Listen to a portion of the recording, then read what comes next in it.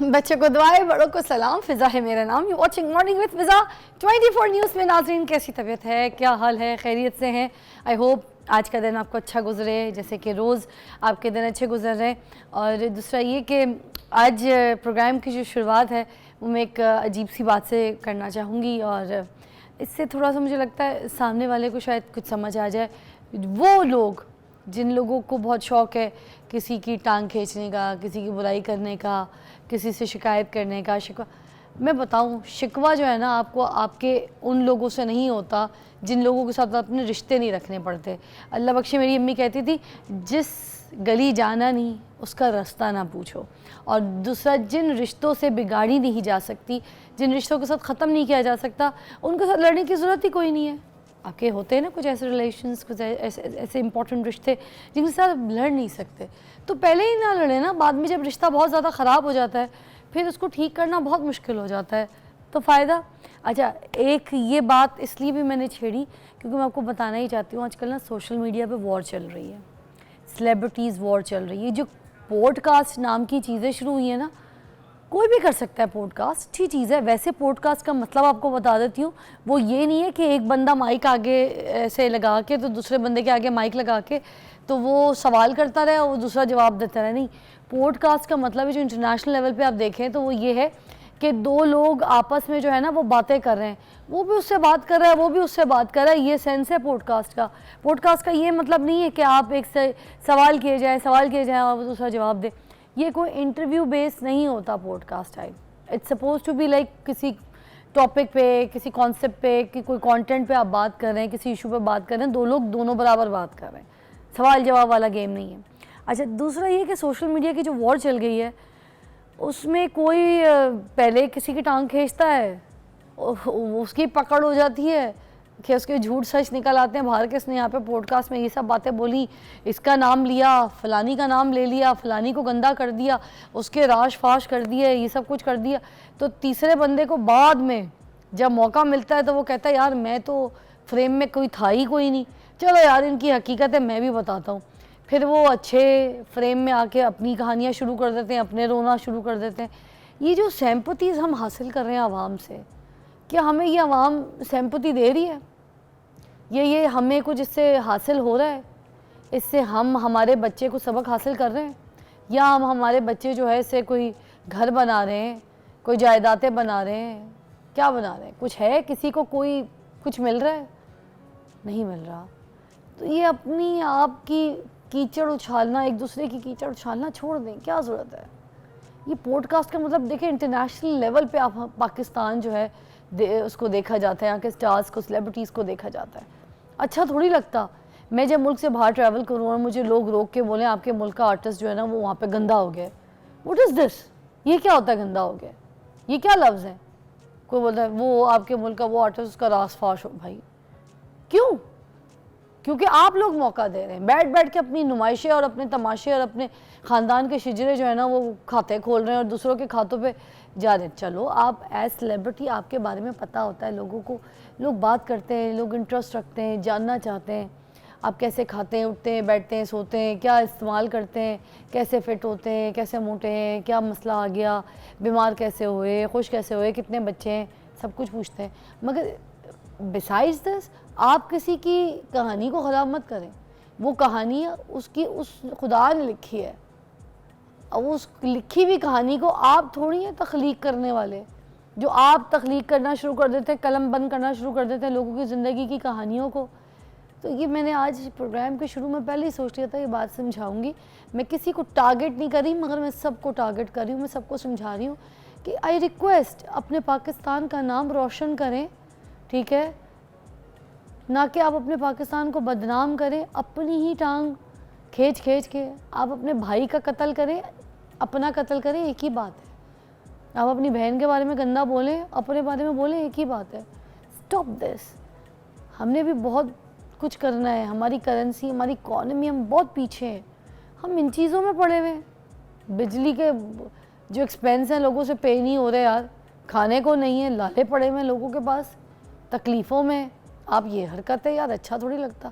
मुझे लगता है आवाम को भी आवाज़ उठानी चाहिए, ये जो ऑडियंस है हमारी, इनको भी बोलना चाहिए कि इस तरह की हरकतें ना करें, ये सोशल मीडिया पे जो तमाशे हो रहे हैं इनको सपोर्ट ना करें, इनको बोले कि इनको व्यू ही ना दें, इनको लाइक ही ना करें, इनको फॉलो ही ना करें, ना हार्ट बनाए।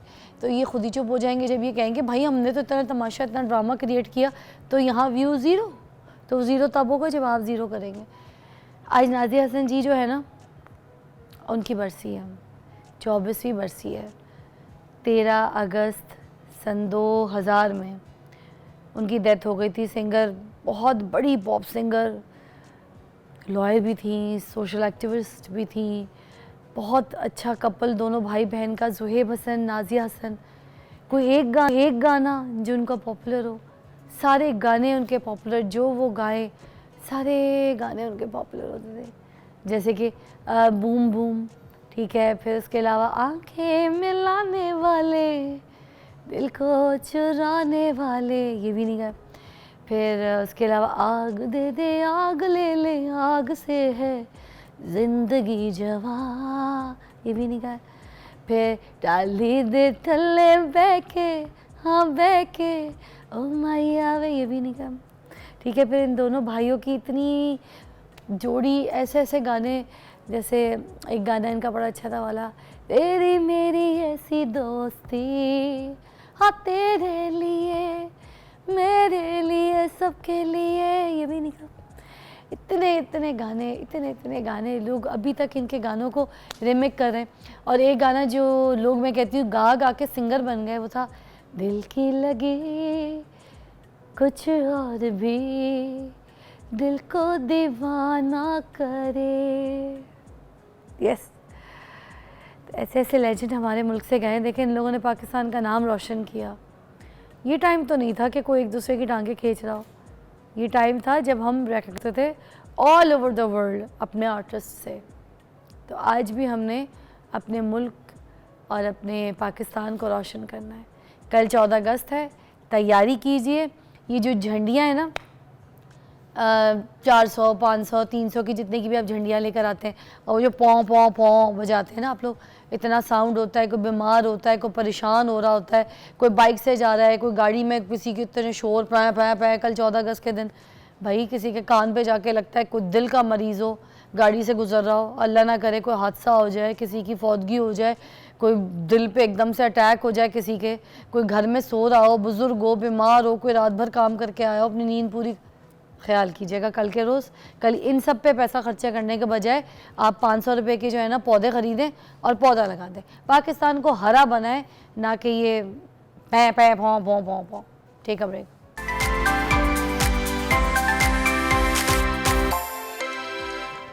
Welcome back, you watching morning with Fiza. नाज़रीन, प्रोग्राम में कॉल भी कर सकते हैं आज आप हमारे, क्योंकि हम जिस टॉपिक को आज डिस्कस करेंगे वो टॉपिक है जो हर कोई घर में जो है ना सेल्फ डॉक्टर बना हुआ है। देखिए ना, हम क्या करते हैं, हम फार्मेसी जाते हैं, हमें छींकें आती हैं, बुखार आती हैं, तो सबसे पहले हम डॉक्टर के पास जाके नहीं पूछते, हम सबसे पहले ख़ुद जाते हैं, फार्मेसी जाते हैं, डॉक्टर बन जाते हैं। हमारी स्किन को कोई मसला हो रहा होता है, हमारे हेल्थ को कोई मसला हो रहा होता है, हमें कहीं दर्द हो रहा होता है, तो हम सबसे पहले जो अपना डॉक्टर और अपना बाप किसी को समझते हैं, वो समझते हैं गूगल को। हम सबसे पहले गूगल खोलते हैं, हम कहते हैं अच्छा नहीं जी, हमें पता चल जाए। डॉक्टर के पास जाओ भाई, ये गूगल डॉक्टर थोड़ी है हमारा। वो गूगल हमें टच करके ऐसे टेस्ट थोड़ी कर सकता हमारे, बट भाई कोई ब्लड टेस्ट नहीं हो सकते, हमें हमारा फीवर टेस्ट नहीं कर सकता Google. How you can just ask direct Google, hey sell medicine, good medicine for pimple, good medicine for heart pain, good, what is this. आप जाएं भाई डॉक्टर के पास, पता करें उनसे, उन्होंने इतनी डिग्रियां, इतनी फीस किस चक्कर के लिए हैं। वो जो अपनी दुकानें खोल के बैठे होते हैं, क्लिनिक में बैठे होते हैं, हॉस्पिटल्स में बैठे होते हैं, किसके लिए बैठे होते हैं। वहाँ से आपने गोश्त लेना है, आपने डॉक्टर से अपनी दवाई पूछनी है, अपना इलाज पूछना है। आज मेरे पास है सेल्फ मेडिकेशन के ऊपर बात करने के लिए डॉक्टर सायरा मुस्तहसन। अस्सलाम वालेकुम, बहुत बहुत शुक्रिया प्रोफेसर डॉक्टर सायरा मुस्तहसन आपकी तशरीफ़ आवरी का। और आप टॉपिक समझ गई हैं, आज इतना ज़रूरी टॉपिक आप डिस्कस करने लगी हैं कि जो डॉक्टर्स है, डॉक्टर्स को डॉक्टर्स क्यों नहीं समझते लोग, कि सेल्फ मेडिकेशन क्या है। फ़िज़ा जी, आपने इतनी प्यारी बात की है। सुबह से मैं पहले तो आपके मशहूर हो रही थी लिरिक्स से, आपने इतना खूबसूरत गुनगुनाया तो बहुत खूबसूरत और बहुत अच्छा लगा इतना पूरा हम सब रिफ़्रेश हो गए हैं। यस। और सेकंड, अभी जो आपने बात की कि लोग डॉक्टर्स के पास जाने से क्यों हिचकिचाते हैं, तो इसकी बहुत सी रीज़न्स हैं। आप देखें कि इतनी मिस इन्फॉर्मेशन है, मिथ्स हैं, लोग अभी भी टोटकों को पहले इस्तेमाल करेंगे, नहीं आराम आएगा, कॉम्प्लिकेट हो जाएगा, तब फिर डॉक्टर से रुजू करेंगे। और एक ऐसे मुल्क में हम रह रहे हैं जहाँ पर लिटरेसी रेट भी बहुत कम है, लोगों को ये भी नहीं मालूम है किस मर्ज़ के लिए किस डॉक्टर के पास जाना चाहिए। और हम सारा कुछ अपने आवाम से तो तवक्को करते हैं, लेकिन अगर हम अपने हेल्थ सिस्टम को भी देखें तो अभी तक हमारा एक बहुत बड़ा मिसिंग लिंक है, दैट इज़ फैमिली मेडिसिन। ऐसे लोगों के पास तमाम रिकॉर्ड होना चाहिए और इसी तरह डॉक्टर के पास भी तमाम रिकॉर्ड होना चाहिए कि इस मर्ज़ का यहाँ मरीज़ मौजूद है, उसकी फ़ैमिली में ये अमराज हैं, उनकी स्क्रीनिंग होनी चाहिए, अर्ली स्क्रीनिंग। तो इससे बहुत सी चीज़ें जल्दी काबू में आ जाती हैं। जहाँ तक बात है एंटीबायोटिक्स की, गवर्नमेंट ने इस पे बहुत अच्छा कदम भी लिया है कि एंटीबायोटिक्स जहाँ पर भी सेल हो रही थी पॉइंट ऑफ सेल पर, वहाँ पर प्रिस्क्रिप्शन अगर लागू कर दी जाए तो फिर तमाम लोग एंटीबायोटिक्स नहीं ख़रीद सकते। अब होता ये है, नज़ला ज़ुकाम के लिए इतनी हैवी एंटीबायोटिक्स दी जाती हैं कि पाकिस्तान उन ममालिक में है जहाँ पर एंटीबायोटिक रेजिस्टेंस बहुत तेज़ी से बढ़ रहा है। और जो लेटेस्ट रिसर्च है उसके मुताबिक 38% से 40% राइज़ हुआ है गुज़िश्ता साल से। अच्छा डॉक्टर साहिरा, आपकी बात बिल्कुल सही है। जैसे मेरे भाई बहन ना सारे ही मुल्क से बाहर रहते हैं ऑलमोस्ट, मैं पाकिस्तान में रहती हूँ, तो जो बाकी भाई बहन हैं उनके जो बच्चे हैं वो मेडिकेशंस में, मतलब उनकी जो पैनाडोल भी है ना वो वाली है जिसमें मतलब कोई एमजी ना होने वाली एमजी। हम जो यहाँ पर मेडिकेशंस इस्तेमाल करते हैं उसके सबसे पहले जो बुखार की भी या किसी भी चीज़ की या पेन किलर, उसके एमजी इतने हाई होते हैं। हम तो सेल्फ मेडिकेशन की भी अगर चलो डॉक्टर से पूछे बगैर भी कोई ऐसी मेडिसिन ले रहे हैं तो वो खुद एमजी बहुत हैवी है। लाइट मेडिकेशंस की हमने अपनी बॉडी को आदत ही कोई नहीं डाली। और मुल्क से बाहर जाएं तो एंटीबायोटिक तो दूर की बात है, वो देती है आपको बहुत कम लाइट वेट एमजी वाली गोलियां कि अगर बहुत शदीद ज़रूरत है तो, अदरवाइज़ नहीं। ऐसे ही है। बिल्कुल ऐसे ही। अभी आपने देखा भी वायरस जो कोविड था उसमें एक एंटीबायोटिक आती है एजोमैक्स, और आपने देखा कि लोगों ने बग़ैर किसी प्रिस्क्रिप्शन के वो इस्तेमाल किए। मैं तो कभी कभी कहती हूँ कि वो इस तरह लोगों ने खाई जिस तरह आप टॉफ़ी खाते हैं। हर शख्स ने एंटीबायोटिक्स का यूज़ किया। अब उसका एक डाउन साइड भी है कि बहुत सी एंटीबायोटिक्स हमारे लिए बहुत कारआमद थी। टाइफॉइड एक ऐसा बुखार है जिसके अंदर बहुत सी एंटीबायोटिक्स रेजिस्टेंट हो गई हैं और पूरी दुनिया में extended drug resistant typhoid Pakistan में पाया जाता है। इसके अलावा हमने लैंसेट में रिपोर्ट किया अपनी रिसर्च जिसमें 33 पैथोजेंस पाकिस्तान में हाईली रेजिस्टेंट हैं और उन एंटीबायोटिक से रेजिस्टेंट हैं जो कि बहुत महंगी और कारआमद एंटीबायोटिक्स हैं। तो इससे आप अंदाज़ा करें कि ये एंटीबायोटिक रेजिस्टेंस कितना बड़ा एक चैलेंज बनता जा रहा है। पाकिस्तान के अंदर एंटीबायोटिक्स के ऊपर पैस भी बहुत काम कर रहा है, पाकिस्तान एंटीबायोटिक सर्वेलेंस सिस्टम, जिसमें ये देखा जाता है कि कौन कौन सी एंटीबायोटिक से रेजिस्टेंस आ रही है। और आपको यकीन नहीं आएगा कि हर साल तकरीबन 5 मिलियन लोग पूरी दुनिया में एंटीबायोटिक रेजिस्टेंस की वजह से जान से हाथ धो बैठते हैं और 1 लाख के करीब ऐसे लोग हैं जो कि आईसीयूज़ में और बड़ी सवेयर कंडीशन में जाकर एंटीबायोटिक्स रेजिस्टेंस की वजह से अपनी जान से हाथ धो बैठते हैं मिजरेबल कंडीशन में। तो आप ये सारी प्रिवेंटेबल हैं, ये सब हम ठीक कर सकते हैं अगर हम एंटीबायोटिक को सिर्फ वहाँ यूज़ करें जहाँ पर इसका यूज़ है। अब आपने अक्सर सुना होगा कल्चर सेंसिटिविटी रिपोर्ट, और कल्चर सेंसिटिविटी रिपोर्ट बहुत कम होती है। हमारे बहुत सारे लोग कल्चर सेंसिटिविटी रिपोर्ट का नाम सुनते ही कहते हैं नहीं आप हमें वैसी एंटीबायोटिक दे दें। तो हम कहते हैं कि एंटीबायोटिक्स को देने के लिए कल्चर सेंसिटिविटी रिपोर्ट ज़रूरी है ताकि टारगेटेड अप्रोच हो, क्योंकि जो जर्म है ना जिसे हम बैक्टीरिया, वायरस, फंगस कहते हैं, ये बहुत इंटेलिजेंट किस्म के माइक्रो ऑर्गेनिजम्स हैं। अच्छा। आप कुदरत को देखें, नेचर को देखें। अभी अब तक थोड़ी देर पहले प्लांट्स और एनवायरनमेंट की बात कर रहे थे कि हर वक्त हमारे एनवायरनमेंट में प्रेजेंट है और जितनी ज़्यादा इनमें रेजिस्टेंस आती जाएगी उतना ज़्यादा हम इफ़ेक्ट होंगे। तो ये जो हम बात करते हैं कल्चर सेंसिटिविटी रिपोर्ट, ये क्यों करानी है? ताकि पता चले कि ये बैक्टीरिया है, वायरस है, फंगस है, किस एंटीबायोटिक को रिस्पॉन्ड कर रहा है, किस कंसंट्रेशन और किस डोज में हमने देना है, हमें ये सारी गाइडेंस मिल जाती है। अच्छा। और आपने अक्सर ये देखा होगा कि एंटीबायोटिक्स के यूज़ के बाद बहुत से लोग अपना कोर्स कंप्लीट नहीं करते, इधर ठीक हुए उधर उन्होंने अपनी एंटीबायोटिक छोड़ दी। हाँ, 2 दिन में छोड़ देंगे, 3 दिन में। अच्छा, मैं आपसे एक और सवाल करना चाहिए, आप भी कॉल कर सकते हैं प्रोग्राम में अगर आपको कभी कोई मेडिकेशन जो है या कोई ऐसी एंटीबायोटिक जो है वो रिएक्ट कर गई हो बॉडी में, या आपको ओवरडोज दी हो, या आपके साथ कोई ऐसा हादसा इंसिडेंट पेश आया हो, तो प्लीज़ फील फ्री, आप कॉल करिए और बात कर सकते हैं, अपना एक्सपीरियंस भी शेयर कर सकते हैं। अच्छा, मैं ये पूछना चाहती थी, जो हमें नज़ले ज़ुकाम के लिए, खांसी के लिए एंटीबायोटिक्स डॉक्टर्स रेकमेंड कर देते हैं, तो क्या वो हमें लेनी चाहिए और वो काम करती भी हैं? उस एंटीबायोटिक से हमारा नज़ला, खांसी, ज़ुकाम ठीक हो जाता है? आपने बहुत अच्छी बात की। अगर तो वो डॉक्टर रिकमेंड कर रहा है तो इसका मतलब है कि वाकई लेनी चाहिए, आपको ज़रूरत है। लेकिन हर नज़ला ज़ुकाम के लिए आपको ख़ुद एंटीबायोटिक नहीं लेनी चाहिए। अब अक्सर मैं देखा छोटे छोटे बच्चों को भी लोग एंटीबायोटिक्स दे रहे हैं, दैट इज़ रॉन्ग। उनको पहले आपने वही तमाम चीज़ें जो नेचर में मौजूद हैं और जिनका एंटीसेप्टिक रोल मौजूद है उनसे शुरू करना चाहिए। जिस तरह हम देखते हैं कि गरारे करने से, बार बार अपना मुंह साफ़ रखने से, बच्चा है तो उसको शहद देने से बहुत सी आप जर्म्स को ख़त्म कर सकते हैं। लेकिन अगर आपके डॉक्टर ये समझते हैं कि बच्चे को एंटीबायोटिक चाहिए तो आपने सिर्फ तभी एंटीबायोटिक देनी है। जिस तरह मैं अभी आपको फिगर्स शेयर कर रही थी, जो दुनिया में प्रूवन फिगर्स हैं, उसमें 1 मिलियन, जो 5 मिलियन में से 1 मिलियन डेथ्स हो रही हैं, वो उन बच्चों की हैं जो कि इन्फेक्शन हुई एंटीबायोटिक रेजिस्टेंट बैक्टीरिया, वायरस या फंगस से।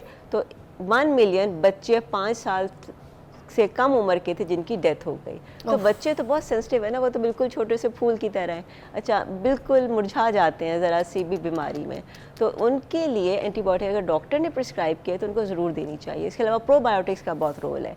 अब प्रोबायोटिक्स नेचुरली हमारे योगर्ट में मौजूद हैं, लेकिन प्रोबायोटिक्स अब दवाइयों की फॉर्म में भी आ गई हैं। दे आर नॉट एंटीबायोटिक्स, उनके कोई वो साइड इफ़ेक्ट्स भी नहीं है जो एंटीबायोटिक्स से साइड इफ़ेक्ट्स हैं। हर एंटीबायोटिक फ़ायदा भी देती है तो उसके साइड इफ़ेक्ट्स भी हैं। यस, प्रोबायोटिक्स आप दे सकते हैं। और डॉक्टर की रिकमेंडेशन के बाद, या फिर हम खुद भी ट्राई कर सकते हैं? प्रोबायोटिक्स आप खुद भी ट्राई कर सकते हैं। पेट में थोड़ा मसला हो, कोई ऐसी कोई कहानी हो, तो फिर हम ले सकते हैं? प्रोबायोटिक्स आप ले सकते हैं। अच्छा। और आपने अक्सर देखा होगा कि इवन बहुत सी चीज़ों पे भी लिखा होता है प्रोबायोटिक्स आर इंक्लूडेड। अगर आप जिस तरह अभी आप बाहर आते जाते रहते हैं तो वहाँ पे आप देखेंगे ग्रॉसरी स्टोर्स पे लिखा होता है प्रोबायोटिक्स, तो इट इज़ वेरी हेल्दी। तो डॉक्टर साहब ये भी बताइए किन सिचुएशंस में ले सकते हैं, और क्या रेगुलर भी ले सकते हैं? जी हाँ, ये बिल्कुल रेगुलरली ले सकते हैं। और नेचुरली ये योगर्ट में पाया जाता है, दही में पाया जाता है। अगर आप घर में दही बना रहे हैं और उसमें सिर्फ छान लें ताकि पानी निकल जाए, तो वो एक रिचेस्ट सोर्स है प्रोबायोटिक्स की। जो इसका पार्ट है, वाइट पार्ट है, that is a very good source of probiotics. जो ग्रीक योगर्ट होता है, ग्रीक योगर्ट होता है, उसका पानी निकाल दें। आप घर में कोई तो भी दूध गाढ़ा गाढ़ा जो हो जाता है जी, आप घर में दूध जमाएं और प्रेफरेबली मिट्टी के बर्तन में, और फिर उसके बाद उसका पानी का हिस्सा अलग कर दें, तो that is the Greek yogurt. वही तो ग्रीक योगर्ट है।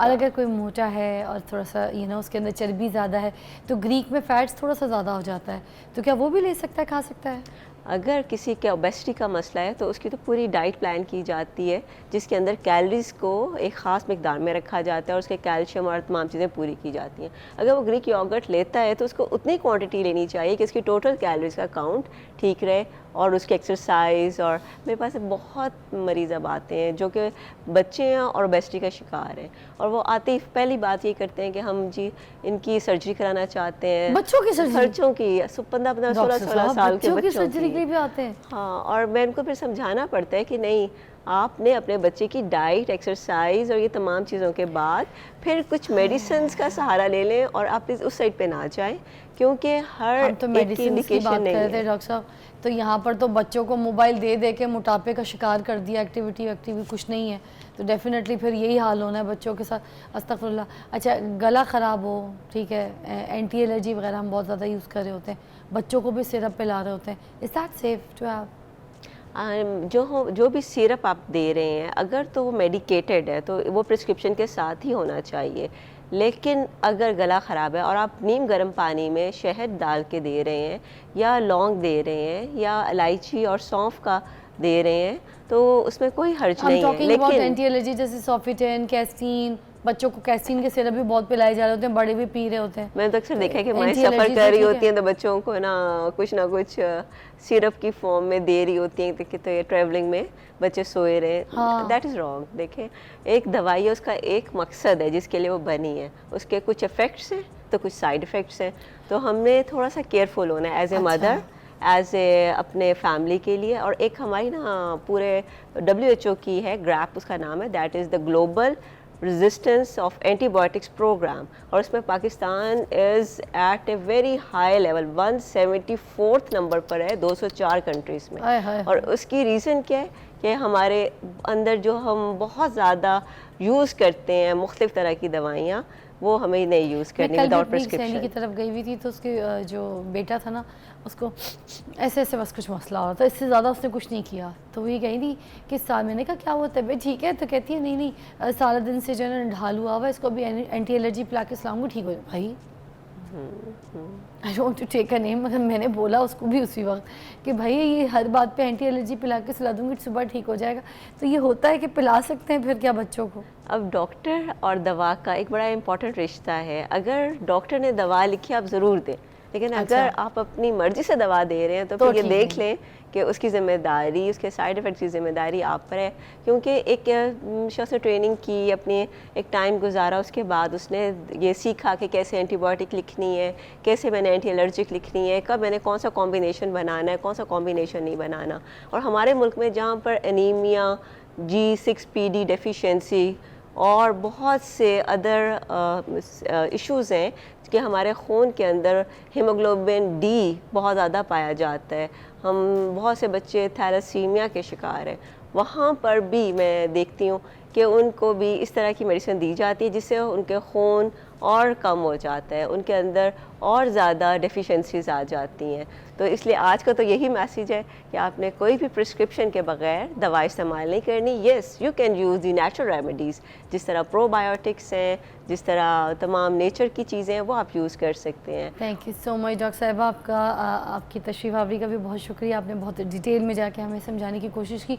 इसका मतलब है कि हर चीज़ पे एहतियात रखिए, ले सकते हैं अगर कोई चीज़ तो डॉक्टर के मशवरे से, और अगर आपके साथ कोई ऐसा एक्सपीरियंस है या आपके कोई ऐसे मालिज हैं जिनके साथ आप फ़ोन पे पूछ सकते हैं, रब्ता कर सकते हैं, तो या तो फिर उनसे पूछिए जिनको उसका इल्म हो। उसके बाद आप अपने बच्चों को, अपने आप को इस तरह की चीज़ों के साथ अटैच कीजिए, वरना कोशिश ये कीजिए जितनी कम मेडिकेशंस आप अपनी बॉडी में अपनी बॉडी को देंगे उतना ही आप ज़्यादा फिट रहेंगे। और रही बात ये जो राइज़ है कि गैविसॉन, ये बदहज़मी, ये मैदे के मसले जो बहुत पहले कभी सुने नहीं थे, सुनने में आ गए, तो इसके लिए आप सिर्फ और सिर्फ मैं पहला मशवरा ये दूँगी, वॉक कीजिए, रनिंग कीजिए, भागिए, आपका डाइजेस्टिव सिस्टम अच्छा रहेगा। पानी पीजिए, डिहाइड्रेटेड बॉडी को ना रखिए। ऐसे ही डॉक्टर, तो उसके बाद एटलीस्ट ये जो आपके हाजमे के मसले ना, हर एक के पर्स में राइज़ेक पड़ी है, इस राइज़ेक को ना चूल्हे में डाल के आग लगा दें। ब्रेक के बाद मिलते हैं।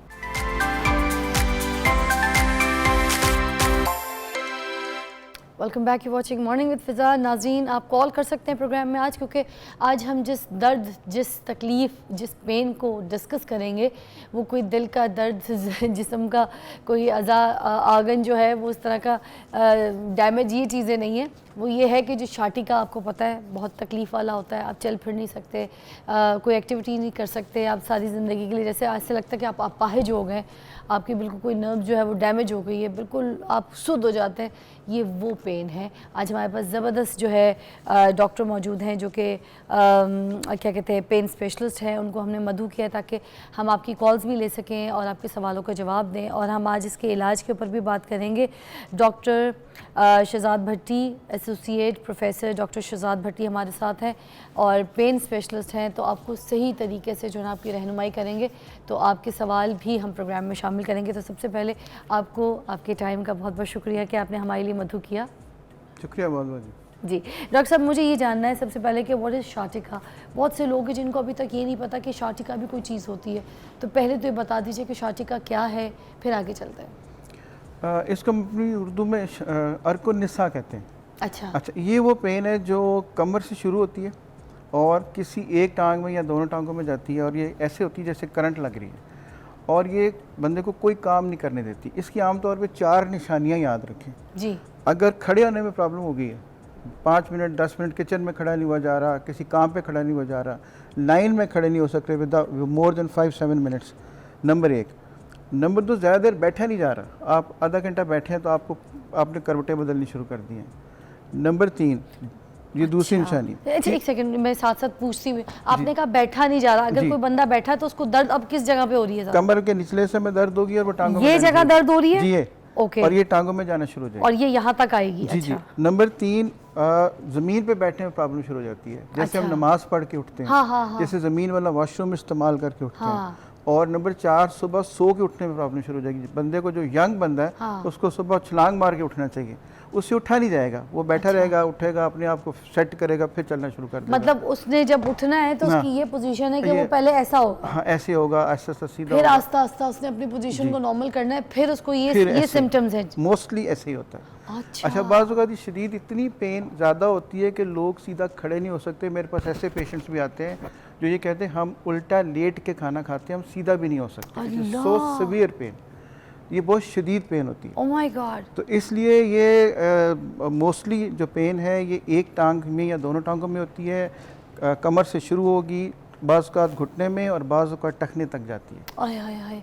तो डॉक्टर साहब हम इसके फिर जल्दी से सॉल्यूशंस की तरफ जी, ही आ जी, सकते हैं। आपको जी। पता है मैंने काफ़ी सवाल निकाले थे, हाँ। मगर अब मुझे लगता है कि हम पहले इसके सॉल्यूशंस पे आ जाएं। पहले तो मुझे एहतियात बता दें, फिर हम इसके सॉल्यूशंस पे आते हैं। अच्छा, पहले ना, इससे पहले हम ये देख लें कि हम इसको डायग्नोज कैसे करते हैं, ठीक है। ताकि ये कंफर्म हो जाए कि ये सciatica ही है या जो कि इससे मिलती जुलती और भी बहुत सारी दर्दें होती ठीक। हैं। पहले तो हम इसका एग्जामिनेशन करते हैं मरीज़ का, हम ओके। आप एग्जामिन कर लेते हैं, हमें अंदाज़ा हो जाता है कि ये इसको sciatica है। दूसरा जो कन्फर्मेटरी टेस्ट है वो MRI है। इसमें होता ये है कि जो दो मोरों के दरमियान डिस्क होती है, वो डिस्क जाके स्लिप करके किसी नस को दबा देती है। जब तक वो नस दबी रहेगी उस वक्त तक उस पेशेंट की पेन जाएगी नहीं। अच्छा। बाकी दो लोग हमसे अक्सरियत क्या करती है, अगले को पेन किलर लगा देंगे, इंजेक्शन लगा देंगे, पेन वाली दवाइयाँ दे देंगे, ड्रिप पे चढ़ा एपिड्यूरल देंगे, लगा देंगे और दवाइयाँ दे देंगे। लेकिन चूँकि मसला नहीं हल हो रहा, जो दबी हुई नस है वो फ्री नहीं हो रही, उस वक्त तक वो दर्द जाएगी नहीं। तो अच्छा। ये तो बेसिकली हो गया डायग्नोसिस, ठीक है। MRI से कराएंगे ठीक और है। हमें एग्जैक्ट पता चलेगा कौन कौन सी नस कितनी दबी हुई है। तो अच्छा, scientific MRI चीज़ है से सारी। क्लियरली पिक्चर जी आ हो जाती जाएगा, है। बिल्कुल। तो डॉक्टर साहब जो नस दब गई है एग्जैक्टली, तो उसकी कोई थेरेपी, उसकी कोई ऐसी तो होगी ना जिससे वो ठीक हो जाए? जी, उसमें एक बात और याद रखें, 100 में से जो 70% दर्दें हैं, 100 में से 70% जो sciatica है वो बगैर किसी ट्रीटमेंट के ठीक हो सकती है। ओके। 70%। अच्छा। यानी अगर आप अपनी लाइफस्टाइल मॉडिफिकेशन कर लें, अपना वेट ठीक कर लें, आप कमर सीधी करके बैठना शुरू कर दें, आप वॉक शुरू कर लें, ये तमाम चीज़ें कर लें, तो आपकी 100 में से 70 पेशेंट्स बगैर किसी ट्रीटमेंट के ठीक हो जाते हैं। अच्छा। अब मसला अगर एक बंदे को हमने कहा कि जब आप अपनी वॉक शुरू करें, थोड़ा सा वेट कम करें, थोड़ी सी दर्द की दवाई ले लें, और अगर विद इन 2 वीक्स उसको फ़र्क नहीं पड़ा तो इसका मतलब है कि वो अगले 30% में चला गया है, अब उसका कुछ ना कुछ होना चाहिए। अच्छा। अच्छा, अब उसके होने में 2 तरीके हैं। एक तरीका तो ये कि सर्जरी की जाए, पीछे से खोला जाए, खोल के उसको काट दिया जाए, पीछे से बिग सर्जरी। अच्छा। सर्जरी आमतौर के ऊपर सिर्फ 2 सूरतों में की जाती है या की जानी चाहिए। एक उस सूरत में जब किसी के पेशाब पखाने का कंट्रोल ख़त्म होना शुरू हो जाए, उसके अच्छा, काबू ही ना इससे रहे, ये सीवियर भी ये यहाँ तक ये भी? यहाँ तक जाती है बात। और दूसरा, उसकी टांगों में इतनी जान भी ना रहे कि वो उठ के चल सके, यानी उसको पैरालिसिस शुरू हो जाए। आय हाय। ये 2 सूरतें हैं जिनमें सर्जरी रिकमेंडेड है सारी दुनिया में। अच्छा। पेन के लिए आमतौर के ऊपर सर्जरी की ज़रूरत नहीं पड़ती। अच्छा। अगला सवाल हम क्या करते हैं? हाँ। हम अब ये करते हैं कि उस हमारे पास मशीन्स होती हैं, कैमरे जिसमें लगे होते हैं, हमें वो नज़र आ रहा होता है कि डिस्क कौन सी है। उस डिस्क के अंदर हम एक प्रोसीजर करते हैं, विच टेक्स 5 मिनट्स। ओके। उसके अंदर फिर हम ना बेहोश करते हैं पेशेंट को, ना सुन करते हैं, ना कोई टांका लगाते हैं, ना कोई काटते हैं। 5 से 7-10 मिनट के बाद मरीज़ को उठाते हैं, उठा के आधा घंटा उसको सिर्फ ऑब्जर्व करते हैं, फिर उसको उठा के घर भेज देते हैं। That's it. So we have data of 80,000 patients in Pakistan इसी टॉपिक के ऊपर, कि sciatica के ऊपर, सिर्फ पेन रिलीव के लिए। This is solution. जो आपकी डिस्क जो थी, जिसने जाके नस को प्रेस किया हुआ था, वो वापस अपनी जगह पे आ जाएगी। और ये हो सकता है कि एक से ज़्यादा सेशन हो, 3-4 सेशन में, डिपेंड करता है कि एक डिस्क है, 2 हैं, 3 है, और कितनी ज़्यादा प्रेस की हुई है। इस तरह से भी दब इस सकती है तरह से भी दब सकती है। जी बिल्कुल। मगर MRI इसके लिए ज़रूरी है? MRI पहले इसके लिए ना? ज़रूरी है। अच्छा, ये मुझे बताइएगा डॉक्टर साहब, जब ये इस तरह के आप कह रहे हैं सेशंस भी हो सकते हैं, कोई एक इस तरह से भी हो सकता है, तो उसके बाद ये जो, सॉरी कॉल शामिल कर लूँ, फिर मैं आपसे सवाल कर प्लीज़, लूँगी। अस्सलाम वालेकुम जी, कौन है? जी वालेकुम अस्सलाम, आपका रेगुलर कॉलर सीधा अब्दुल हनान बात कर रहा हूँ। हाफिज हुसैन, कैसी हैं आप? अल्लाह का शुक्र भाई, ठीक ठाक, ग्रेट। क्या पूछना चाहेंगे? आज हमारे पास पेन आपका स्पेशलिस्ट हैं। एक तो बेहद शुक्रिया कि आप ऐसे टॉपिक लेके आती हैं और हमारी मदद करती हैं, बेहद शुक्रिया। एक तो सवाल आपसे ये था कि डॉक्टर साहब से ये पूछ के मुझे बताएं कि जिन लोगों की अमूमन दफ्तरी औकात में नौकरी होती है और वो अपनी ड्यूटी सर अंजाम दे रहे होते हैं, उनको शेल्फ वगैरह पे खड़े होकर, स्पेशली काउंटर्स पे, जिनको शाटिका का जो प्रॉब्लम हो, तो कोई ऐसी एक्सरसाइज रिकमेंड हमें कर सकते हैं डॉक्टर साहब के साथ साथ वो भी मैनेज करते रहे, ताकि एक तो उनकी रूटीन वर्क चलता रहे, दूसरा ड्यूटी में उनको प्रॉब्लम आए। और दूसरा सवाल मेरा ये था डॉक्टर साहब से जी कि ये किस एज से होना स्टार्ट होती है और किस एज से किस एज तक हमें इस चीज को मेंटेन भी हम रख सकते हैं और किन रिक्वायरमेंट को पूरा करेंगे ताकि हम उससे बचा जा सके।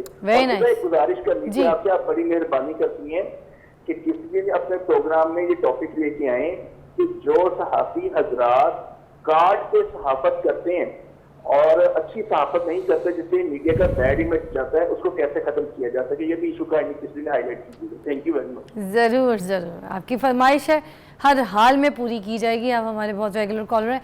दोनों सवालों ने बहुत अच्छे कहे हैं, आप प्लीज़ बताइए। जी, दोनों सवाल बहुत बेहतरीन है। पहली बात कि इसका एज से कोई ताल्लुक नहीं है। मेरे पास 18 साल 16 साल से लेके 90 साल तक के लोग आते हैं। अब यंग बच्चे जो हैं, वो जो लोग हैं, वो जो सपोज एक्सरसाइज करते हैं, जो बॉडी बिल्डिंग करते हैं, जो जिम करते हैं, अगर ज़रा सा उनके पास एंगल ठीक नहीं है, वज़न ज़्यादा उठा लिया, प्रॉपर वार्म अप नहीं किया, तो पीछे से डिस्क स्लिप कर देगी। फिर वो लोग जो घरों में हमारी बहनें हैं, हमारी माएँ हैं, बेटियाँ हैं, वो क्या करती हैं, या किसी ने उठा के वो बॉटल उठा के रखी डिस्पेंसर के ऊपर, ज़रा सा एंगल ख़राब हुआ तो पीछे से वो डिस्क स्लिप कर देगी। फिर जो बुज़ुर्ग हैं उनकी तो वैसी चीज़ें बिल्कुल नरम होती हैं, वो हो जाती हैं। दूसरी बात ये कि यानी एज लिमिट कोई नहीं है। दूसरी बात ये कि अगर जो लोग काउंटर पे खड़े होते हैं, ये दो लोगों को ज़्यादा होती है, एक बात याद रखिएगा। एक वो लोग जो ज़्यादा देर खड़े रहते हैं और एक वो लोग जो ज़्यादा देर बैठे रहते हैं। मसलन जैसे अभी आप कह रहे थे मैंने ट्रैवल करना है, तो जो लोग 12-14 घंटे की फ़्लाइट में जाएंगे, वो लोग जो ज़्यादा देर लंबी ड्राइव करते हैं, वो लोग जो ज़्यादा देर ऑफिस में 6-8 घंटे बैठे रहते हैं, उनमें ये दर्द होने के चांसेस बहुत ज़्यादा हैं। ये बात याद रखिएगा। मेरे एक ही पोजीशन पे बैठे रहना, एक ही पोजीशन पे खड़े रहना, जी, या रिसेप्शन पे काउंटर पे खड़े रहना। और अच्छा, दूसरी बात, हर घंटे के बाद फिर उनको चक्कर लगाना है, कुछ करना है। अच्छा, अब जैसे हमारे जितने वो लोग जो ड्राइव करते हैं लंबी, जैसे लोग ट्रक चलाते हैं 8-8 घंटे, जो लोग गाड़ियाँ चलाते हैं, या वो लोग जो लंबी फ्लाइट्स में जाते हैं, मतलब मैं अपने समेत अपने तमाम पेशेंट्स को एडवाइस ये करता हूँ कि आप कभी भी विंडो सीट मत लें, कभी भी विंडो सीट मत लें, क्योंकि विंडो सीट जब आप लेंगे तो आप निकल नहीं सकते। आपके दाएं वाला बंदा, दो बंदे सो रहे हैं, आप कैसे निकलेंगे वहाँ पे? तो हमेशा आयल वाली सीट लें, हर घंटे डेढ़ बाद उठ के चक्कर लगाएं, लगा के आके बैठ जाएं, आपकी फ्लाइट भी ठीक गुजरेगी, आपको पेन भी नहीं होगा। नंबर 2, अगर आप जो बंदे अपने ऑफिस में बैठ के काम कर रहे हैं, उनको भी कोई ना कोई बहाना चाहिए कि वो उठें, उठ के चक्कर लगाएं और आके जाके बैठ जाएं। और सबसे बेहतरीन जो काम है वो सपोज नमाज पढ़ना है, हर 2 घंटे बाद 1 घंटे बाद उठे जाके वुजू करें, नमाज पढ़ें, पढ़ के वापस आ जाएं, उनको पेन नहीं होगी। ठीक है। नंबर 2, सबसे ज़रूरी चीज़ ये है कि always sit with your back straight.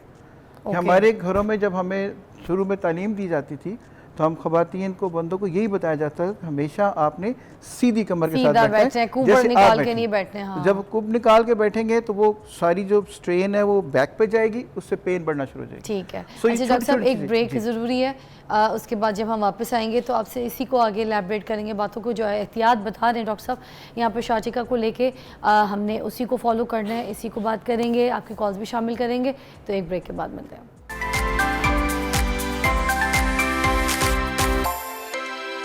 Welcome back, you watching morning with Fiza, और हम बात कर रहे हैं शाटिका के पेन के ऊपर। आपकी कॉल्स भी शामिल करेंगे। डॉक्टर शहजाद हमारे साथ मौजूद हैं। अच्छा डॉक्टर शहजाद, ये बताइएगा कि अगर एक बार शाटिका ख़त्म हो जाता है तो क्या दोबारा भी आने के चांसेस होते हैं या फिर हमेशा के लिए ख़त्म हो जाता है शाटिका? नहीं जी, बिल्कुल आ सकता है। ये जो एहतियातें हैं ना, ये सारी उम्र हमें जारी रखनी है। हमारी लाइफ स्टाइल मॉडिफिकेशन सारी उम्र हमें जारी रखनी है, क्योंकि ये दर्द तो वही कि हमारे बैक के, हम एक्सरसाइज तो करते नहीं हैं। मेरे पास जितने मरीज़ आते हैं ना, उनसे मैं 2 सवाल पूछता हूँ, आपसे भी पूछूँगा। नंबर 1 कि आपके खाने और सोने का टाइम है कि नहीं फिक्स? 90% answer is no. आपकी रेगुलर एक्सरसाइज है कि नहीं, चाहे वो वॉक ही है, तो 90% आंसर इज़ नो। तो जब हमारी चीज़ें ही ठीक नहीं हैं तो हाउ कैन वी एक्सपेक्ट हम सदा फिट रहेंगे? तो मसल्स हमारे वीक रहते हैं, हमें चलते फिरते रहना चाहिए। लेकिन शाटिका वाली जो एहतियातें हैं वो हमें जारी रखनी चाहिए, ताकि दर्द एक दफ़ा हो सकती है तो वो दोबारा भी हो सकती है। ठीक है so we need to be careful ताकि दोबारा दर्द ना हो। सर लास्ट सेकंड्स है हमारे पास, मुझे बता दीजिएगा पेन हो गई है, शाटिका भी निकल आया, बहुत दर्द है, क्या करेंगे? मगर ब्रेक के बाद, एक ब्रेक के बाद पूछते हैं।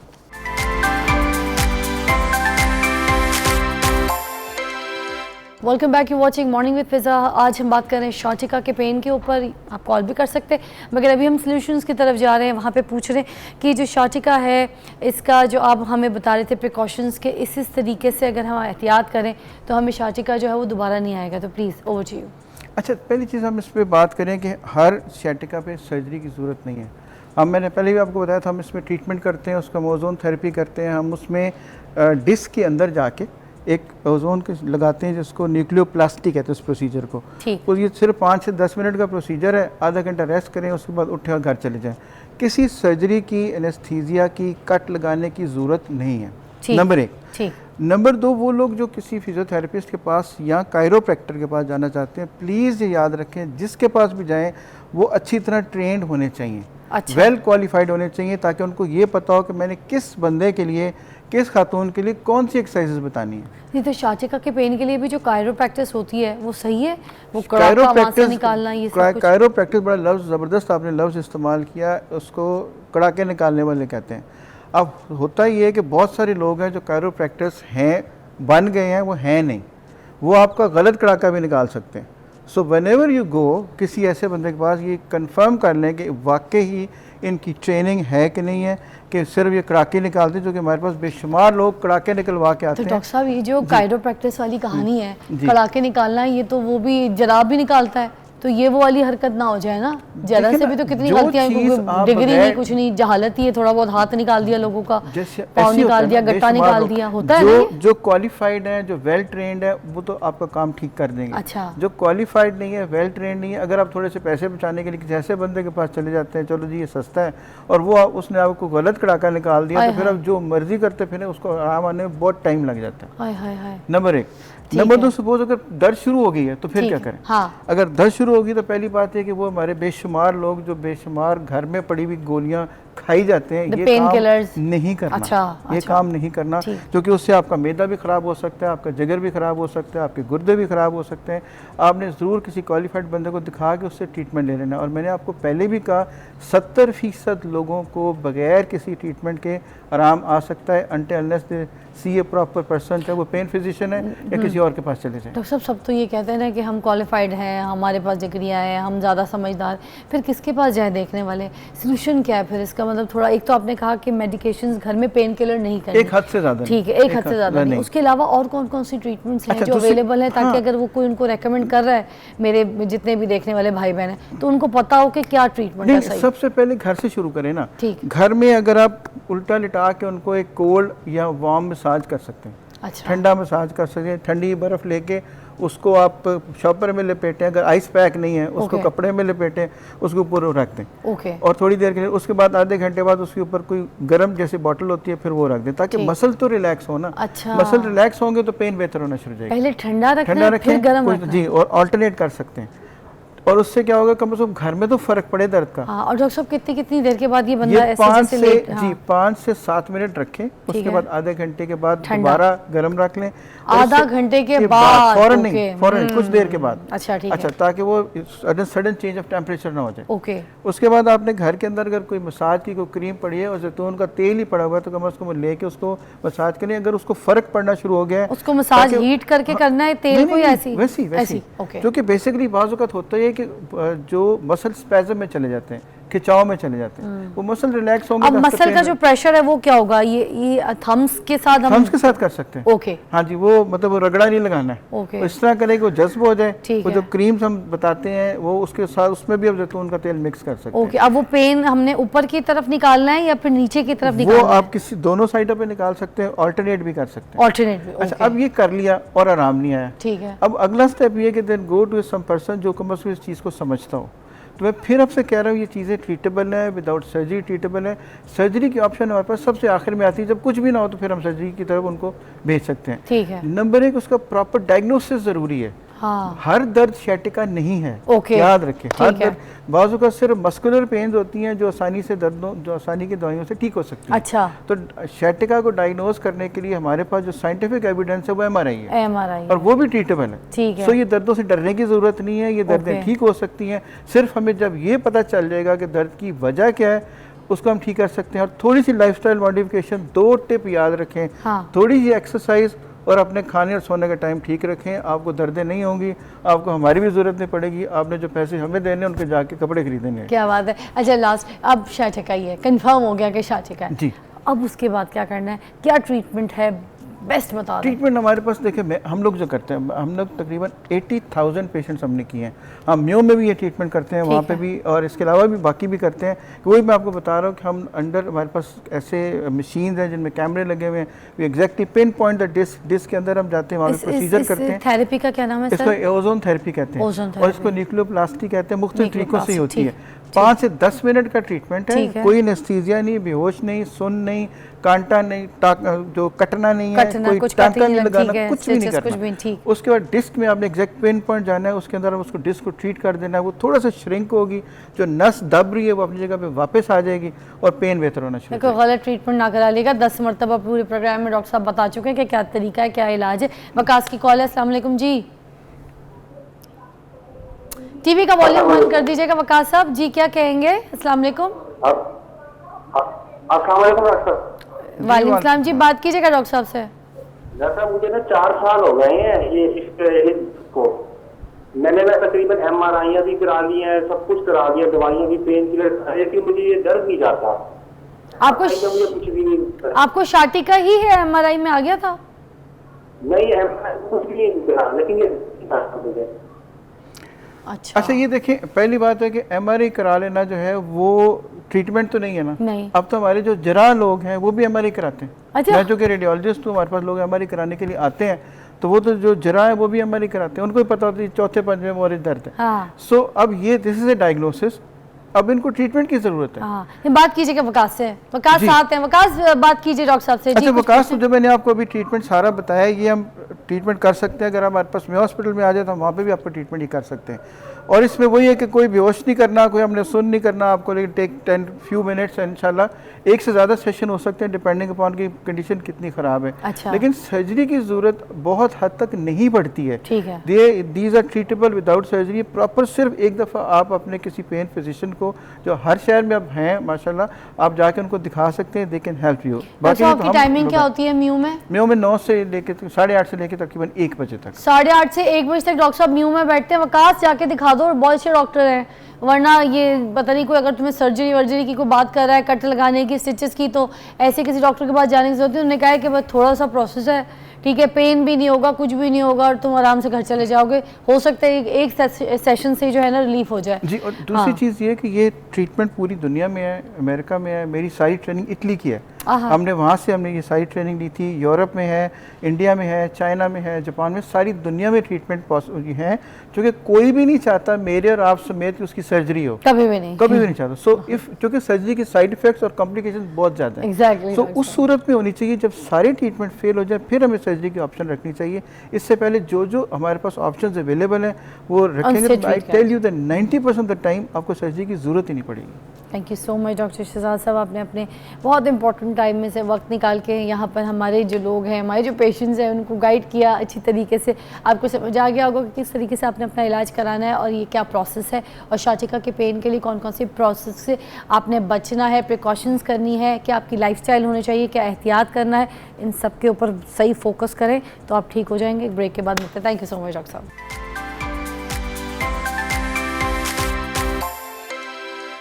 Welcome back, you watching morning with Fiza. अभी मेरे पास जो मेहमान है वो है हकीम अताउर रहमान साहब, जिनको हमने यहाँ पे मधु किया है कि आज हम उनसे जान सकें कि कम वज़न से क्या मुराद है। अस्सलाम वालेकुम जी। जी वालेकुम सलाम। कैसी तबीयत है? अल्हम्दुलिल्लाह जी, आज हम आपसे बात करेंगे कि जो कम वज़न होता है, कुछ लोग बहुत कमज़ोर होते हैं, उनको वेट गेन नहीं होता, अच्छा खासा खाते हैं, डाइट भी अच्छी होती है, मगर उनको लोग ये कहते हैं फाका ज़दा है, कमज़ोर है, सिंगल पसली है, ढांचा है, तो ये सब कुछ उनको सुनने को मिलता है और वो वेट गेन कर ही नहीं पा रहे होते। तो आप बताइए कि कम वज़न से क्या मुराद है?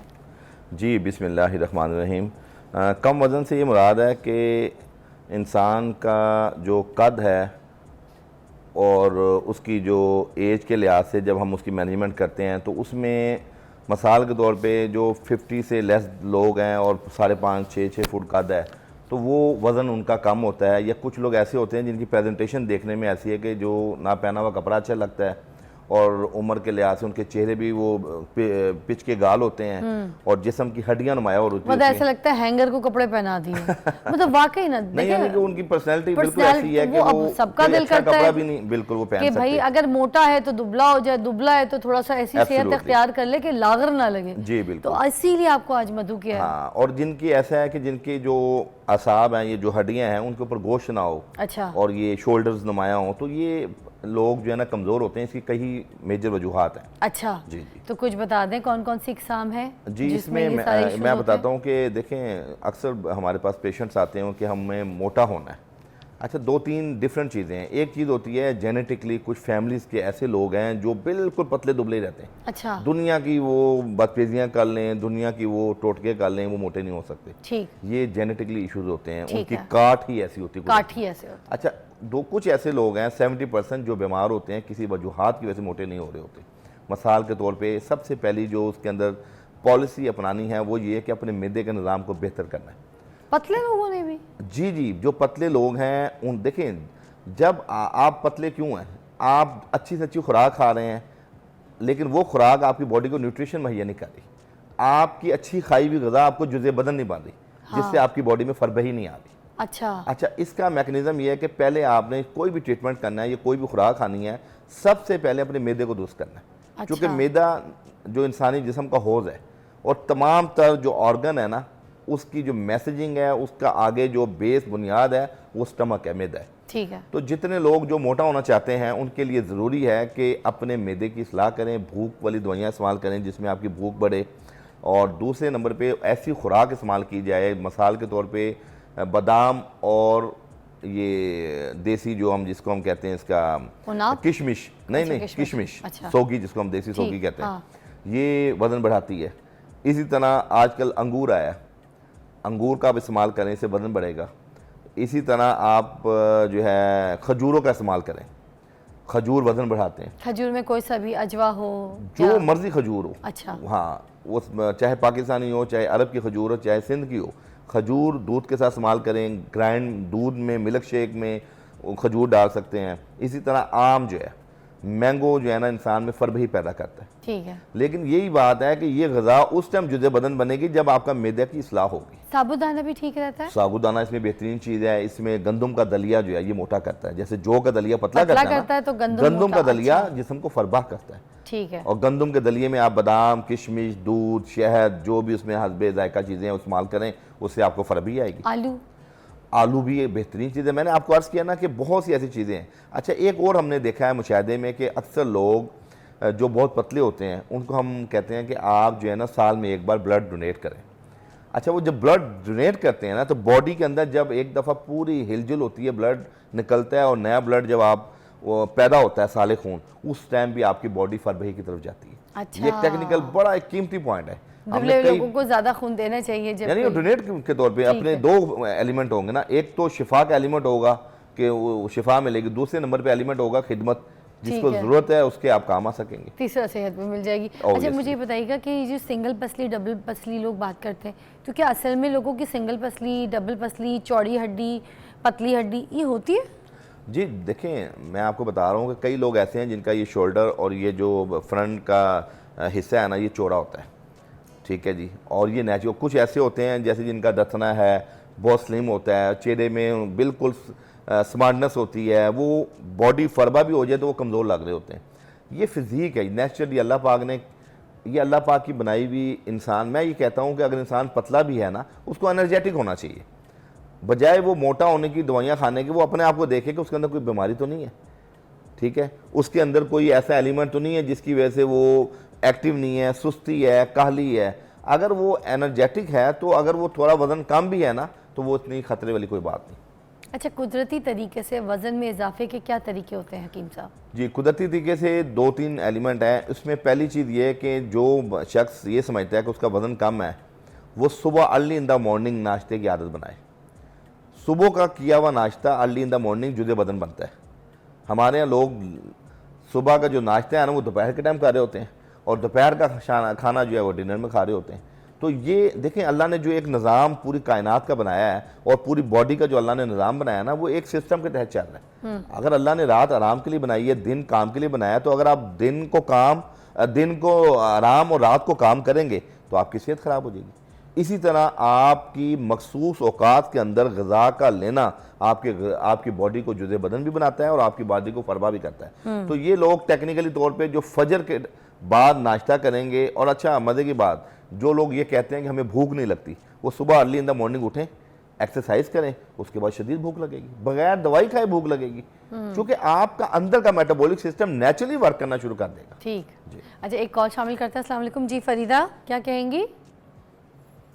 अस्सलाम वालेकुम। वालेकुम जी बहन, क्या कहेंगी, क्या पूछेंगी? मैंने पूछना, मेरी ना बहन के ना जिस्म पे मोटे पहले बारीक तिल थे, अब वो ना मोटे मोटे काफी तिल हो गए हुए हैं, ठीक है, तो उनका ना पेट भी अक्सर खराब रहता है, मोशन आने लग जाते हैं, तो उसके बारे में पूछना है जी। हकीम साहब कोई दवाई बताइए। बता दें जी मैं बात करवा देती हूँ टॉपिक से हट के, मगर आप प्लीज इलाज एक तो उन्होंने बता मोशन का बताया, दूसरा दाने का बताया। बता दीजिए, दोबारा बता दीजिए फरीदा। हकीम साहब बात कर रहे हैं आपसे। जी। वो ना जिस्म पे कुछ बारीक तिल है, कुछ ना मोटे तिल है, जैसे मतलब एक मटर के दाने के बराबर या इतने मोटे तिल हो गए हैं, तो अक्सर मोशन आने लग जाते हैं, पेट खराब हो जाता है, तो इसके बारे में पूछना है जी। बताइए जी। जो चेहरे पे कील हैं उनके, और तिल जिसको आप कह रही हैं, जिस्म पे भी तिल हैं, ये जिगर की खराबी से होते हैं। तो इनका प्रॉपर ट्रीटमेंट होता है। कोई ऐसी दवाइयाँ जो जिगर के अंदर प्यूरिफिकेशन के अमल को तेज़ करें। जैसे हमारे पास उनाब है, उनाब का पानी पीना शुरू कर दें। इसी तरह जो है ये शात्रा, अर्क शात्रा एक होता है, वो चौथाई कप सुबह शाम पिए, उससे जिगर की भी सलाह होती है, और जिस्म के अंदर जायद जो तिल होते हैं, वो मौके जो होते हैं, वो भी ख़त्म हो जाते हैं। और पेट में उनका अक्सर लूज रहता है, उसके लिए सौंफ, पुदीना, इलायची का कावा पीना शुरू कर दें। दिन में 2 बार सौंफ, पुदीना और इलायची का कावा पीना शुरू कर दें, उनका पेट जो है ना इंशाल्लाह ठीक हो जाएगा। वैसे ये बड़ा अच्छा कावा आपने बताया। ये हाँ, मुझे इतने साल हो गए, मैं ये कावा ज़रूर पीती हूँ किसी भी हालत में।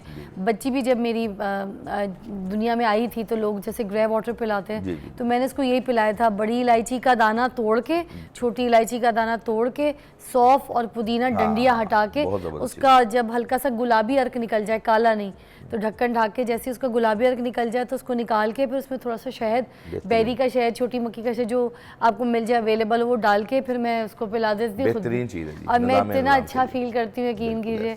तो आज आपने यही जब कावा बोला तो मुझे एहसास हुआ कि इसके फ़ायदे वाकई बेशुमार है। इसको लाइफ में सारी ज़िंदगी के लिए पक्का कर लेना चाहिए। ऐसे ही है? बिल्कुल ऐसे ही। क्या बात है। एक और कॉलर शामिल करते हैं। अस्सलाम वालेकुम। अस्सलाम वालेकुम जी। अली क्या कहेंगे? जी अली। मेरे ये है कि मुझे अब ऐसा हो गया कि मैं मेरे की मेडिसिन इस्तेमाल कर रहा हूँ, तो मुझे अभी तक काफ़ी, मेरी एज तकरीबन 29 एज है, लेकिन 2 बच्चे हैं मेरे। तो मेरा जो है ना, मैं ये वजन की दवाई मैं जो है इस्तेमाल कर रहा हूँ, लेकिन कोई फर्क नहीं पड़ रहा है। वेट तो बढ़ाने की दवाई इस्तेमाल कर रहे हैं? जिस समय मेरा वेट बढ़ाने की दवाई इस्तेमाल कर रहे हैं भाई? जी, वजन बढ़ाने की। अच्छा ठीक है, आपको जवाब देते हैं। जी हकीम साहब बात कीजिएगा। अच्छा, ये जिन लोगों का मैदे का पुराना मसला हो, उनको चाहिए कि हमारे जो 4-5 किस्म के जो मुरब्बे हैं ना, इन मुरब्बों को मिक्स कर लें। जैसे गाजर का मुरब्बा 1 पाव ले लें, सेब का मुरब्बा 1 पाव ले लें, और आंवला और हरीर का मुरब्बा ये भी 1-1 पाव ले लें। तो ये तकरीबन 1 किलो बन जाएगा। इस 1 किलो के अंदर ना 3 चीज़ें उसमें मिक्स कर लें। एक उसमें सौंफ को पीस के 2 चम्मच का उसका पाउडर ले लें, और 2 चम्मच मूसली स्या एक हमारी वो जैसा मूसली सफ़ेद होती है ना, मूसली स्या ले लें, और आखिर में ना तुख्म रेहान का 1 चम्मच ले लें। तो ये उस मुरब्बे में मिक्स करके 2 चम्मच उसमें आप हनी, कोई भी हनी, शहद मिला दें। अच्छा। तो ये सुबह निहार मुँह 2 चम्मच as a nutrition, as a tonic ये भाई इस्तेमाल करना शुरू करें। इससे इनका मैदा भी ठीक हो जाएगा और वजन भी बढ़ेगा। वाह, अब्दुल सत्तार मुल्तान से हैं। अस्सलाम वालेकुम जी भाई, क्या कहेंगे?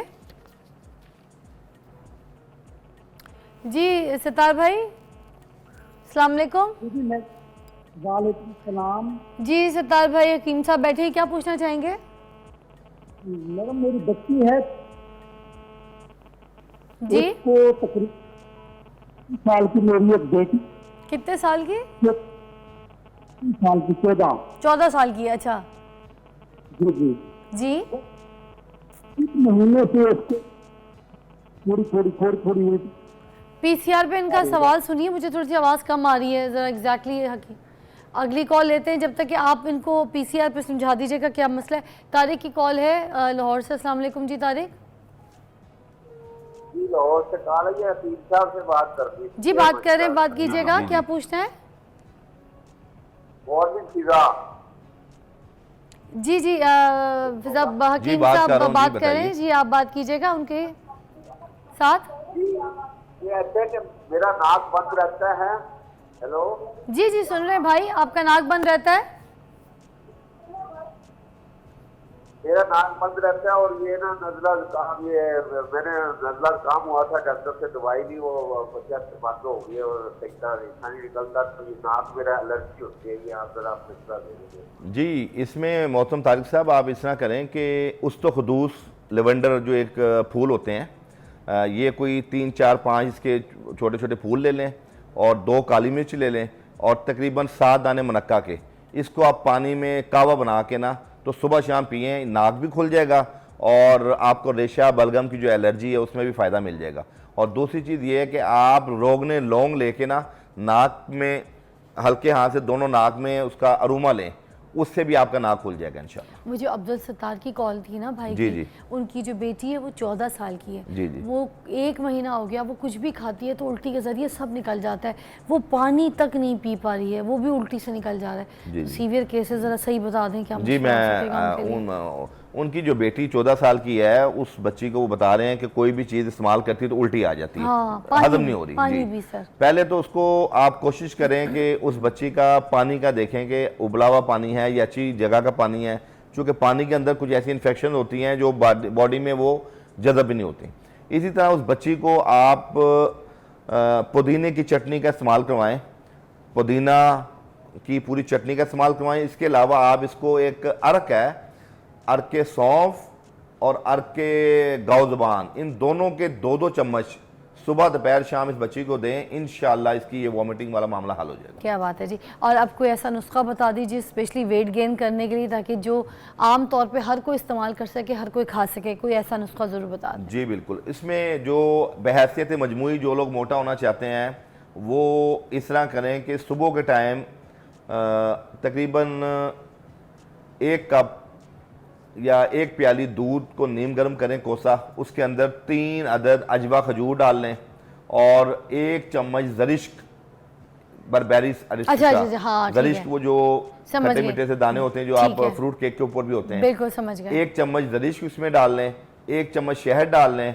और उसके साथ कोई 7 अदद उसमें मुनक्का डाल लें। मुनक्का डाल के वो इसको अच्छी तरह, अच्छा उसमें 2 अदद इंजीर भी डाल लें, अगर ये मौसम थोड़ा सा बेहतर होता है ना, गर्मी में गर्मियों ना में, डालें, अच्छा, हाँ। सर्दियों में इंजीर और बादाम का भी इस्तेमाल कर सकते हैं। कितनी? 2 इंजीर? 2 इंजीर और 7 अदद अब बादाम। वो इंजीर भीगी हुई होंगी या ऐसी ऐसी? ऑलरेडी जब दूध में जाएंगी और 5-10 नरम हो मिनट उसको जाएगी, आप, हाँ। हाँ, वो नरम हो जाएगी और ठीक है। सॉफ्टनेस आ जाएगी। ठीक है। और खुश्की भी ये आप सुबह निहार मुंह नाश्ता इसका करना शुरू कर दें तो इंशाल्लाह जो लोग समझते हैं कि उनके चेहरे पे मास्क नहीं आता या उनकी बॉडी फरबा नहीं होती, ये 15 दिन इस्तेमाल के बाद आप अपना वजन कर लें तो 1.5-2 kg वजन भी बढ़ेगा। Really? और इंसान की जनरल हेल्थ भी बेहतर होगी और इम्यूनिटी भी इनहांस होगी। सारी चीजें ही आपने ऐसी बताई एनर्जी है ना, कुदरत। मल्टीविटामिन वाली चीज़। मल्टीविटामिन है, एब्सोल्युटली। क्या बात है डॉक्टर साहब, बहुत बहुत शुक्रिया हकीम साहब, आपकी तशरीफ आवरी का, आपने बड़ा अच्छा गाइड किया। लोग वेट लॉस के ऊपर डिस्कस कर रहे होते हैं, मगर ये वाली जो ताने दुबले पतले लोगों को पड़ते हैं, सिंगल पसली, सुटकी का patient, you know all that, single हड्डी,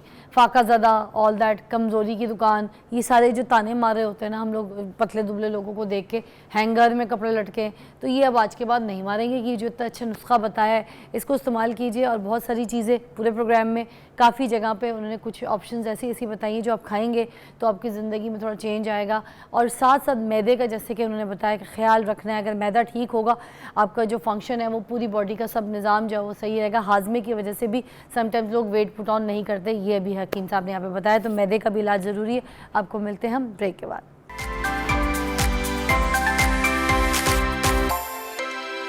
वेलकम बैक, आप देख रहे हैं मॉर्निंग विद फिज़ा। नाज़रीन, आपके जहन में क्या आता है जब ये कहा जाता है कि गर्दन में सरिया है? आम तौर में ये जो गर्दन का सरिया है ना, इसको तकब्बुर की अलामत समझा जाता है और किसी भी ऐसे शख्स के लिए इस्तेमाल होता है ये जो अपने उसूलों पर सख्ती से कायम रहे। क्या ही बात हो, अगर इसी गर्दन में सरिये को बहैसियत कौम अपनी ताकत बना लें हम, ऐसा हो सकता है। और इस बात पर हम डट जाए मजबूती के साथ कि वतन अज़ीज़ की बेहतरी के लिए अपने जो अज़ीज़ की शम्में है ना जो सारी, उसको हमें ख़ुद जलानी होंगी। अपने आबा व अजदाद के अपने उसूलों पर डट कर बहादुरी से मुकाबला करते हुए हमारे लिए पाकिस्तान हासिल किया था।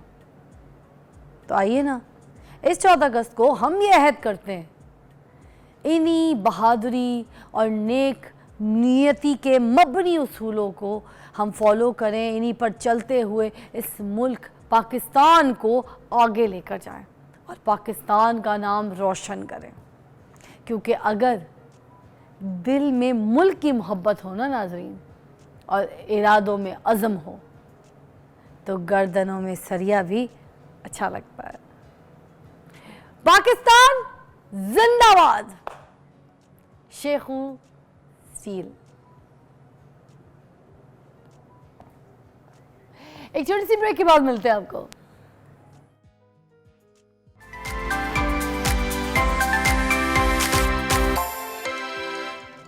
Welcome back, you watching morning with Fiza. मेरे पास एक स्टोरी है सैयद गुलफाम नकवी की, वो मेरे साथ मौजूद है और वो क्या क्या काम करते हैं, कौन कौन से कारनामे करते हैं, उन्हीं की ज़बानी उनसे सुनेंगे।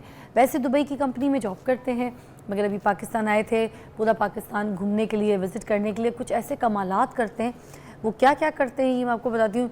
जहाज़ में से भी छलांग लगा देते हैं, पैराग्लाइडिंग करते हैं, और क्यों करते हैं, क्या वजूहात है, पीछे रीज़न क्या है। अस्सलाम वालेकुम। वालेकुम सलाम मैम। कैसे हैं गुलफाम? अल्हम्दुलिल्लाह, आप सुनाए कैसी हैं? बिल्कुल ठीक ठाक। तो अपनी स्टोरी सुनाइए ना ज़रा, अपनी ज़बानी, क्यों करते हैं ऐसी हरकतें? मेरी स्टोरी ये है कि मोहब्बत तो आपको भी है पाकिस्तान से। क्या बात है। और हर किसी को है। क्या बात है, पहचान जो है हमारी। बिल्कुल, मेरा जज्बा कुछ अलग ही है। अच्छा जी हाँ, मैं बहुत कुछ करने वाला हूँ और किया भी है, और ऑलरेडी मेरी विश है कि मैं बहुत कुछ करूँ पाकिस्तान के लिए। वाह। बचपन में हम पैदल फ्लैग लेके जाते थे पाकिस्तान के, थोड़े फिर बड़े हुए साइकिलों पे, फिर बाइक पे। तो 2016 में भी मैंने शानदार एक रैली निकाली थी अपने भावलपुर में। अच्छा। ठीक है, तो उसमें 80 गाड़ी थी, कार वगैरह, उस पर सब पे पाकिस्तान के फ्लैग लगाए। 200-250 बाइक थी, उस पर भी मिनिमम मेरा खर्चा आया था 40 से 50 हज़ार। अच्छा। जी हाँ, अपनी जेब में से पे किया मैंने दोस्तों को, फ्यूल वगैरह डलवा के दिया और शानदार रैली मैंने निकाली भावलपुर में। तो ऐसे करते मैंने सोचा कुछ डिफरेंट करता हूँ, कुछ बड़ा काम करता हूँ। ठीक। तो मैं यूं ही चला गया वहाँ पे, सोचा कि अगस्त आने वाली है, मैं कुछ अनोखा काम करूँ। दोस्तों से मशवरा भी लिया, दोस्तों ने कहा यार ये काम ना करो, ये बहुत रिस्की काम है, और जो मैं सोच लेता हूँ वो मैं करता हूँ। तो किया फिर? मैंने ट्रेनिंग ली थोड़ी सी, ट्रेनिंग लेने के बाद ना मैंने फ्लैग लिया पाकिस्तान का फ्लैग लिया और मैंने एरोप्लेन से छलांग लगा दी। आप देख भी रहे हैं वीडियो में, मेरी वीडियो ये भी। हाँ बिल्कुल। और उसके बाद फिर जब ये झंडा फ्लैग गया पाकिस्तान का आउट ऑफ कंट्री, लोगों ने देखा कि पाकिस्तान का झंडा हवाओं में है, तो बड़े परेशान हुए। तो फिर मुझे कितनी देर आप ऐसे पाकिस्तान का झंडा लहराते रहे हवाओं में, फिजाओं में? May be 1 minute.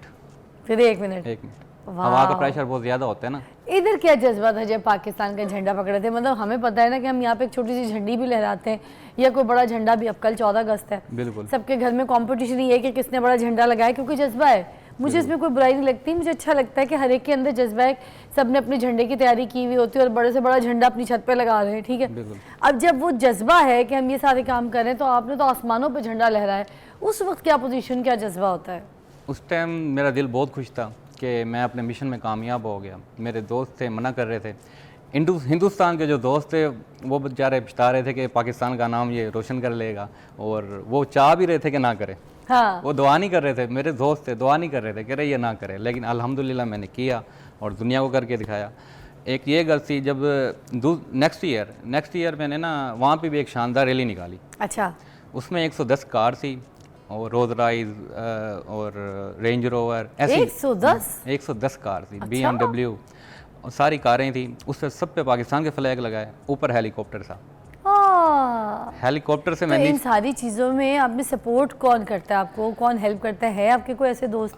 दोस्त नहीं कर रहे, मैं खुद ही सब कुछ कर रहा हूँ। तो कहाँ से लाते फिर ये 110 गाड़ी, कहाँ से अरेंज मेरे की दोस्त होती हैं वहाँ पे तो आपको पता है UAE में हर बंदे के पास गाड़ी है, ठीक है ना। तो सबको इकट्ठा करना, ये सब कुछ आपके साथ कोई मदद करता है? कोई भी मदद नहीं करता। अच्छा। यही रोना है मेरा कि पाकिस्तान हुकूमत मुझे सपोर्ट करे, प्रमोट करे। मैं अब नेक्स्ट K2 पे भी जाना चाहता हूँ। अच्छा जी हाँ। तो अभी पाकिस्तान में जो आपने विजिट किया जाके यहाँ, तो इधर क्या क्या किया, कौन से कारनामे किए, बताएं ना। इधर पाकिस्तान से लहराया? पाकिस्तान में भावलपुर से निकला हूँ, भावलपुर से मुल्तान, मुल्तान से खानेवाल से आपके लाहौर में है, लाहौर से ऐसे इस्लामाबाद। दिल्ली लेके गए थे? नहीं, अकेला बाइक पे। अच्छा। उसके बाद मैं चाइना बॉर्डर, हुंजा, और मेरी विश थी चाइना भी जाने की, चाइना भी जाऊं, लेकिन मेरा वीज़ा नहीं लग सका वहाँ पे। अच्छा। मैं नहीं जा सका। हाँ। उसके बाद मैं कश्मीर भी गया। हाँ। चित्राल भी गया और स्वात, कलाम, यानी कि पूरा पाकिस्तान मैंने विज़िट किया। और मेरी विश थी कि मैं जगह जगह पाकिस्तान का फ्लैग लेके जाऊँ। 2024 की मेरी ये स्टोरी है। वाह। और अब आगे क्या फ्यूचर है? आगे मुझे स्पॉन्सर की भी तलाश है, कोई स्पॉन्सर करे या क्यों ना, कि मैं अफोर्ड नहीं कर सकता। और मेरी विश है कि मैं पाकिस्तान का नाम और ज़्यादा बुलंद करूं, और K2 पे जाना चाहता हूं मैं। और उसके बाद बुर्ज खलीफा पे भी मेरी ख्वाहिश है कि मैं बुर्ज खलीफा पे पाकिस्तान का फ्लैग लेके जाऊं। पाकिस्तान के झंडे से मोहब्बत है, और ये जज्बा जो है आप पूरी दुनिया में दिखाना चाहते हैं, ये मोहब्बत का इजहार करना चाहते हैं। जी, बहुत अच्छी चीज़ है। बहुत सी ऐसी कंपनीज़ है, मेरे पास शो पे काफ़ी लोग आए थे जी। तो वो लोग जो है ना ट्रैवल करके जा रहे हैं। एक अभी लास्ट मेरे पास एक गेस्ट आए, तो वो ट्रैवल करके जा रहे हैं रिक्शे के ऊपर, 3 लोग, ठीक है। और वो पता नहीं उनका कोई 3 महीने का टूर है, 3 महीने 3.5 महीने के टूर में वो लंदन तो जाएंगे, बर्मिंघम पैलेस जो है ना, रक्षे पे जाएंगे, और पूरे पाकिस्तान से, अब पता नहीं कौन कौन से मुल्कों से ट्रैवल करके कितने वीज़ाज अरेंज हुए होंगे पूरा। फिर वो वहाँ पहुँचेंगे, फिर बर्मिंघम पैलेस से फिर वापस जो है ना फ़्लाइट लेकर आएंगे। तो बड़ी बात है, ऐसे ऐसे लोग इरादे बुलंद कर रहे हैं और अपने पाकिस्तान का नाम रोशन कर रहे हैं, तो वाई नॉट। मैं चाहूँगी आप भी किसी ऐसी टीम के साथ जुड़ जाएं, बिकॉज आपका जज्बा, आपका पैशन है, और हम अप्रिशिएट करते हैं और मैं कदर करती हूँ। बहुत बहुत शुक्रिया आपकी तशरीफ़ आवरी का। तो एक स्टोरी थी, हमने अपने प्रोग्राम में शामिल की। आपका भी जो जज्बा है अगर इसी तरीके से पाकिस्तान के लिए, तो फिर मैं कहूँगी कि बहुत बुलंद है, हमारे लिए जो है वो ज़ेर गौर है। और मैं चाहूँगी कि ऐसे लोग जो पाकिस्तान से मोहब्बत करते हैं, पाकिस्तान को चाहते हैं, वो जो है कल बहुत अमन से, पुरसुकून तरीके से अपनी 14 अगस्त को मनाए। कोई हंगामा, कोई बदतमीज़ी, कोई सलेंसर बाइकों के निकाल के ना करे, ठीक है। कल मुलाकात करते हैं। पाकिस्तान जिंदाबाद।